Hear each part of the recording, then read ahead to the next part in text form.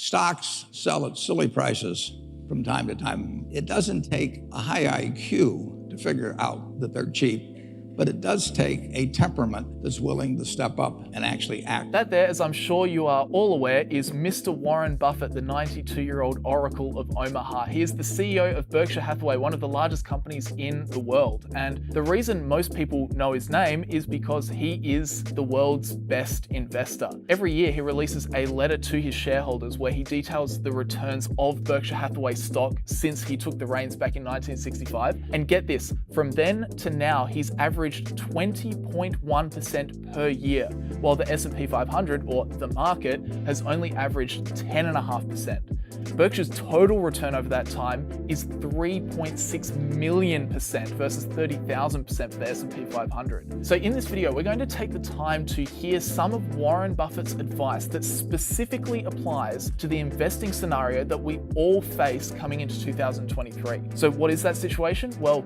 firstly, the market is falling. It fell 20% in 2022. We also have very high inflation, although thankfully that does seem to be trending down, at least currently. And then finally, we have rising interest rates, which are likely going to continue in 2023 based on the Fed reaffirming that they want to get that inflation rate back down to 2% and they won't stop raising rates until they get there. So chuck that all together with the possibility of a decent sized recession throughout the year, and well, for investors, there's a lot to think about. So let's start at the start. The first conundrum: what do we do as rational long-term value investors when the stock market is pretty solidly trending down? Let's talk a little bit about the fact that the market's down almost 800 points this morning. Yeah. Concern for you? Well, no, that's good for us, actually. I mean, we're a net buyer of stocks over time. And just like being a net buyer of food, I expect to buy food the rest of my life, and I hope that food goes down in price tomorrow. When stocks are down, we're going to be buying on balance. And who wouldn't rather buy it, at a lower price than a higher price? People are really strange on that. I mean, because most people, most of your listeners are savers. And that means they'll be net buyers, and they should want the stock market to go down. They should want to buy at a lower price. And they have that feeling that they just feel better when stocks are going up. Buffett's rational thinking really shines through in this clip. If you're a long-term investor trying to build wealth and you're under the age of about, 55, you actually want the stock market to go down.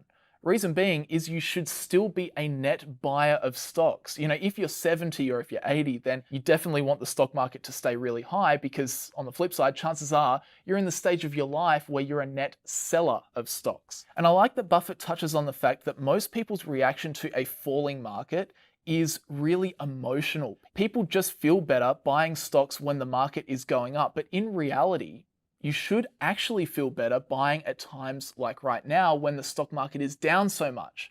And this goes back to a very famous investing quote, which says, "The stock market is the only place people run out of the store during a sale." Think about that. When it's Black Friday, we're always buying. But how come we get scared when Black Friday happens in the stock market? For long-term investors, we should actually get excited by the stock market falling. Have a listen to these two clips. Some people should not own stocks at all because they just get too upset with price fluctuations. If you're going to do dumb things because a stock goes down, you shouldn't own a stock at all. No, I mean, what are dumb things? Selling a stock? Selling a stock because it goes down. I mean, if you buy your house at $20,000 and somebody comes along the next day and says, "I'll pay you 15," you don't sell it because the quote's 15. But some people are not actually emotionally or psychologically fit to own stocks, but I think more of them would be if you get educated on what you're really buying, which is part of a business. If you worry about corrections, you shouldn't own stocks. I mean, if you can't take your stock going down, it's going to go down sometime if you own a stock, so why worry about it? I mean, the point is to buy something that you like at a price you like and then hold it for 20 years. And you should not look at it day to day. If you bought a farm or apartment house, you wouldn't get a quote on it every day or every week or every month. So it's a terrible mistake to think of stocks as something that bob up and down, and that you should pay attention to those bobs up and down. So in summary, own great businesses and remember that market corrections are a normal part of investing and they should actually make you happy, not scared. So that's investing during a bear market, but what about all this inflation we're seeing? Prices of materials are rising a lot at the moment, making everything more expensive for both us consumers and also for businesses. So what do we need to consider during a period where prices across the board are inflating? Keynes said it many years ago that it's an invisible tax that only one man in a million really understands. The best investment against inflation is to improve your own earning power. The best passive investment, I think, is a good business. If you own an interest in a good business, you're very likely to maintain purchasing power no matter what happens to the currency. But it's interesting, in the United States, the value of the dollar since I was born has declined by 94% to 6 cents. But things can work out pretty well even during inflationary times. I mean, if somebody told me when I was born, that the dollar bill is going to go to 6 cents, I might have said, let me go back. I'm not interested in emerging into that kind of a world. But actually, it's worked out pretty well, so I have no complaints. So that advice is really interesting. There are a few concepts to unpack there. Firstly, the best thing you can do during high inflation is to actually improve your own earning power, aka make yourself more valuable to your employer or potential future employers so that your income can actually rise alongside the inflation that you'll feel. But beyond that, Buffett says the best passive strategy you can implement to nullify inflation is to find a really high quality business and stay invested in it. And Buffett wrote down exactly what he meant by this back in his 1981 shareholder letter. He said that the best businesses to own to combat inflation have, firstly, an ability to increase prices rather easily, even when product demand is flat and capacity is not fully utilized, without fear of significant loss of either market share or unit volume. And then two, he said they need to have an ability to accommodate large dollar volume increases in business, often produced more by inflation than by real growth, with only minor additional investment of capital. So to explain the second point first, Buffett is simply saying that businesses will fare better during inflation if they are scalable, aka they can accommodate a much higher dollar volume of business without needing to sink a lot of money into the company to increase that capacity. Think, for example, a social media company versus a car company. It costs Facebook next to nothing really to show you 3 ads instead of 2. But for Ford or for Tesla to increase their output by 50%, well, that would cost a lot in capex and it would take a lot of time to spin up. So that's the second point, but it's Buffett's first point that is really critical when it comes to investing during inflation, and that is that the business needs to have an ability to increase prices without losing market share or unit volume. And this simply means that the company has a competitive advantage or a moat that gives them pricing power. When you go into a drugstore, 7-Eleven or something, and you say, I would like a Snickers bar, and the owner says, oh, I've got something, the Musk bar, at 10 cents off the Snickers bar, you say, give me the Snickers. And if he doesn't give you the Snickers, you go across the street and buy the Snickers. It's probably easier to develop a new car than to compete with Snickers. But some products have terrific moats. Probably Elmer's glue does, WD-40. People that have an iPhone, they want to continue with the product that they've got. They want the new version. It's just easier for them. They've learned how to do everything, and their life's built around it and all of that. And moats are very useful. Costco has a moat in people's mind. I mean, Amazon can raise the price of Prime, 20%, and you can't do that unless you've built something within that image of the Amazon Prime that's based on reality that you're going to get a lot for your money and you're going to want to use it. And then you can raise prices $20. But if you're selling, some commodity product, you can't do that. You need a moat. So there are many different types of moats out there. For example, a patent could give a company a moat. Anytime you have to pay a toll, that toll collecting company has a moat. As Buffett said, powerful brands like Coca-Cola or Apple or Louis Vuitton, they all have moats. Costco has built a moat around always having the best prices. There are a lot of different ways companies can form a competitive advantage. And if it gives them the ability to dictate prices, aka pricing power, then they're the best bets to come out on top during an inflationary period. As inflation raises their costs and lowers their profits, they can simply raise the prices of their end products, and their moat should protect them from suffering a drop in sales. In fact, last year, as Coca-Cola raised their prices, their sales actually went up. So there's some good proof for you. So that's how to handle the inflation side of investing in 2023. But finally, we also need to talk about the third big challenge of investing this year, interest rates.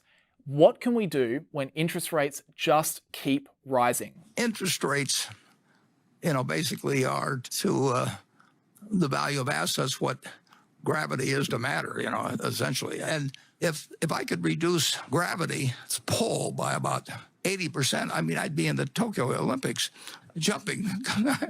That's really the way to view interest rates, like gravity to the stock market. When interest rates are very low, it makes money cheap and easy to access for both consumers and businesses. And this means more spending, more profits, and more growth. And that's what we've had basically over the past 10 years or so.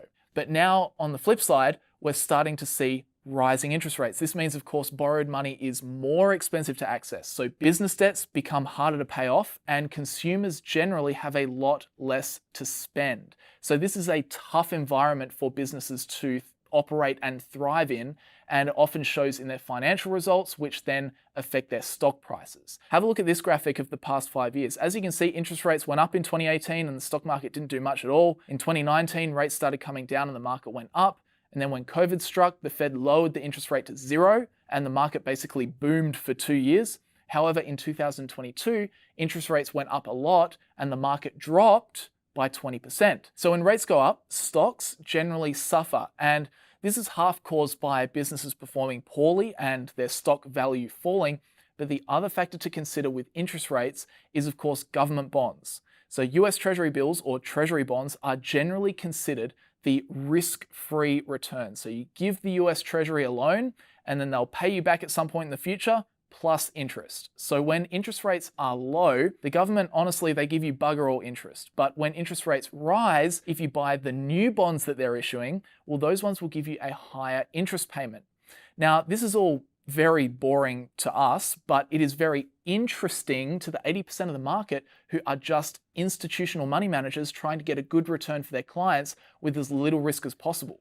So what you find is that when rates rise, a lot of professional money flows out of the risky stock market and back into the safety of treasury bills. And that selling out of the stock market by the big players causes stock prices to fall. This is Buffett talking about exactly this idea. In 1982 or 3, when the long government bond got to 15%, a company that was earning 15% on equity worth no more than book value under those circumstances, because you could buy a 30-year strip of bonds and guarantee yourself for 15% a year. And a business that earned 12% was a subpar business then. But a business that earns 12% when the government bond is 3% is one hell of a business now, and that's why they sell for very fancy prices. So if a business is giving you 10% returns per year, that's pretty good. But the closer that risk-free rate gets to 10%, the more professional money will sell the business and just buy the government bond, causing the business's stock price to fall. So what do we take away from all this? Well, it's again that we need to be laser focused on our selected business's performance, and we need to stay focused on the long term, because history tells us stocks are generally a better place to be than bonds over a very long period of time. That's just the reality. But for short periods of time, well, occasionally they're not. So we as stock market investors need to stay focused on the long term so that we can use the depressed stock prices on high quality businesses as opportunities for long-term returns. We need to acknowledge that we can't do anything about the Federal Reserve. They'll do whatever. So instead, let's just play the long game and pick up great businesses at great prices while interest rates are really high. That's how we tackle a high interest rate environment. And overall, guys, that is Warren Buffett's wisdom around tackling the 3 big investing issues that we are all going to face in 2023. Stock market correction, high inflation, and rising interest rates. But really hope you got something useful out of this video. Please leave a like and subscribe. Obviously, a ton of effort goes into our videos. We're also trying to hit 1 million subscribers this year on the channel. That's our big goal. So if you enjoyed this video, you made it this far and you want to see similar videos to this, please consider subscribing. But apart from that, guys, thank you very much for watching, and I'll see you guys in the next video.